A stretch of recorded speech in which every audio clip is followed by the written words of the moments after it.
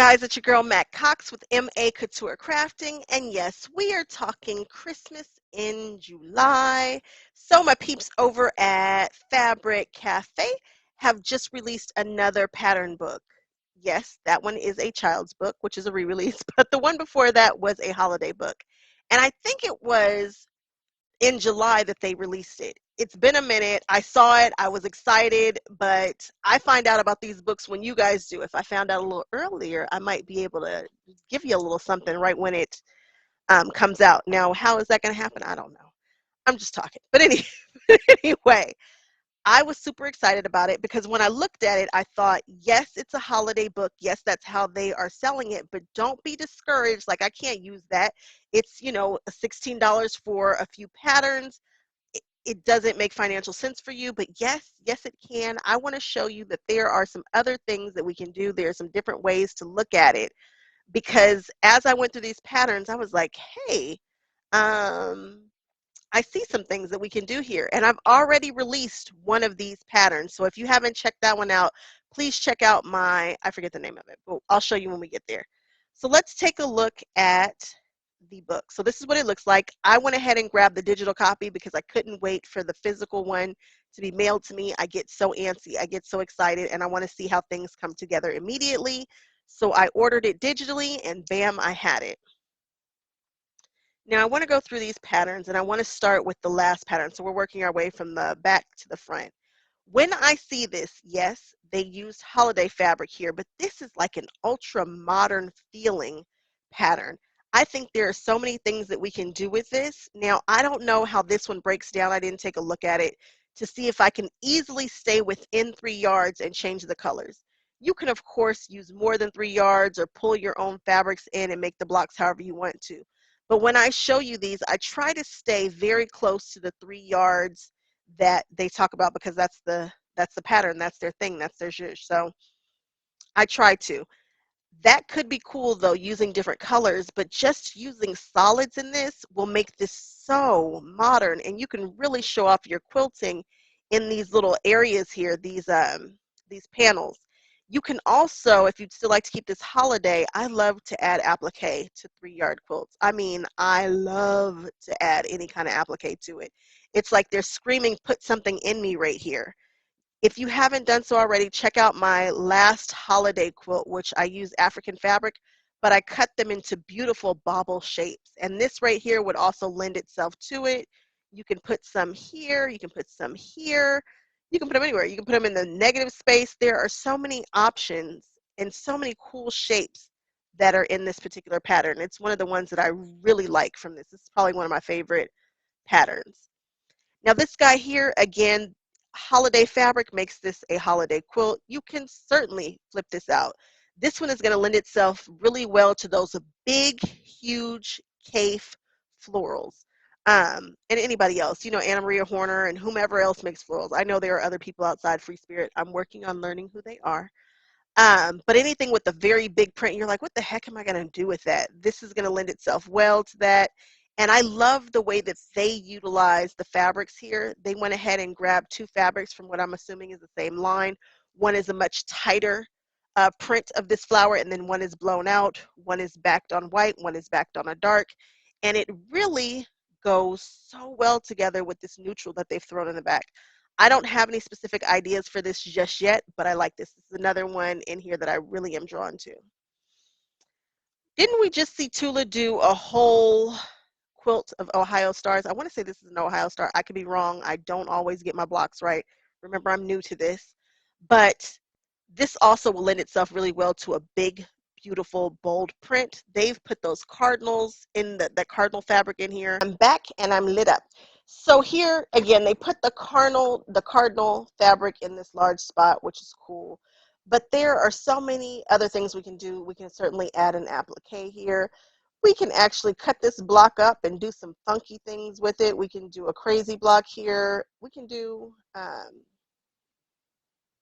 just, hey, we can do some things with this one here. I like the size of this border that goes around, but this does not have to be a holiday quilt by any means. This one does look like Garland. I would say this definitely gives me a Garland feel. I can't really see much to do with this just a second. It's got a pinwheel block. Not my particular favorite block because, boy, I tell you, those pinwheel centers, they really need to be spot on. Um, and they can get a little tricky. So, I mean, it's Garland. It does look like Garland. I can totally see why this is a holiday quilt. But for this one, I can only see kind of swapping out the fabrics. Nothing else is jumping out at me right this second. This here, when I saw it, all I wanted to do was put graffiti fabric in here. I wanted to put big graffiti fabric in these big blocks and then go through here and do some kind of brick pattern with some brick quilting. This, I think they call this one Fireside, like a fireplace kind of feel. Um, all I see is graffiti when I see this quilt. I want to do a graffiti style quilt so badly. Matter of fact, that was Cherrywood's theme this year, so I can't wait to see in Road what all the graffiti quilts look like.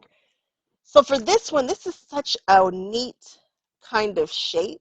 You know, I see that it's simple. I see a square, and it looks like the ends have been snowballed, like big snowballs. But something about this shape is really neat, and I love that they have just put gingerbread cookie fabric on here because it is like you're bringing a tray full of gingerbread cookies. However, we know that this quilt will look very, very different without gingerbread cookies fabric. So I'm not exactly sure what I would do with this yet. Oh, maybe this is a football quilt. Yep, yep, this might be a football quilt. Use different fabrics. Take this white one here. No, maybe take the dark one and make it a brown. Maybe make this one the background fabric a green. Yep, I see a football. I had nothing to do with this. I was like, what am I going to do? I didn't have any ideas, but I could totally see running some lace applique right down the center. So much fun. Isn't this fun, guys? I know you guys are screaming things at the screen like, try this, this could be this could be that. This could be a super feminine quilt.